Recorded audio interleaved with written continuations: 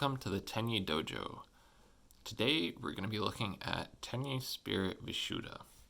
So as usual, let's take a look at the card art first.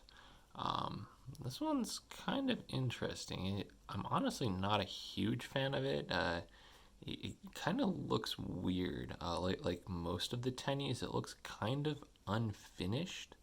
And a little cartoony. This one is probably the most cartoony out of all of them, just because the separation between the dragon himself and the background. The background, I think, is the cave that Berserker meditates in and then becomes corrupted in. So that's kind of cool. I just wish there was more definition between the dragon and the worm, which is definitely not a dragon. Worm, dragon too. But yeah, so you know, it's a spooky dragon. It's an evil dragon. I wish there was more definition on his face, because if you look into it, it's actually a kind of a cool set of horns that he has, and the features of like the horns, branching out and then branching forward are really cool, but they kind of get missed, if you look at it just like this. So obviously an interesting card art. Obviously fits the theme of being like a dark and evil corrupting dragon. I'll do a video on the lore of Tenyi someday, but yeah, so let's start with the stats. It's a dark, level 7, 1500 attack, 2500 defense, so not terrible.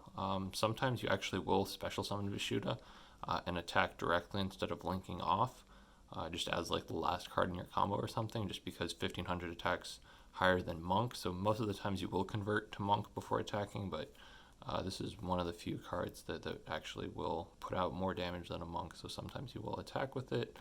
2500 defense is enough to body block, but not too significant.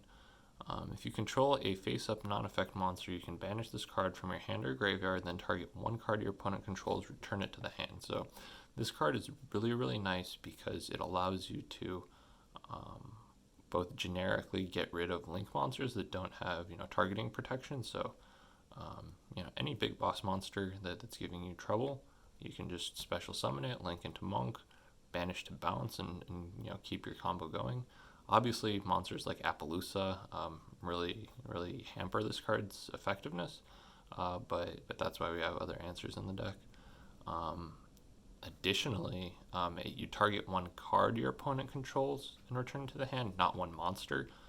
So that makes it super useful for getting rid of floodgates or just back row in general. If your opponent has one face down, sometimes it's worth just banishing that to bounce it so that you don't run into a solemn or something like that, and then clearing the field and going from there. But generally, I really like this card. It's the only Tenyi card that's ever been used outside of Tenyi decks. So some decks used Vishuda just as an extender because you can special summon, put a body on board, and then banish to bounce. So it has utility where it helps some decks extend and then also protect them and take care of threats. So overall, it's a very, very solid card. I think this card is like half the reason this deck is semi-competitive, because Ashina can search this guy from the deck, and then you can use this to bounce any threat, and that just really affects the explosiveness of the deck. So overall, really like this card. Let me know what you guys think. Thanks, and hope you enjoyed the video.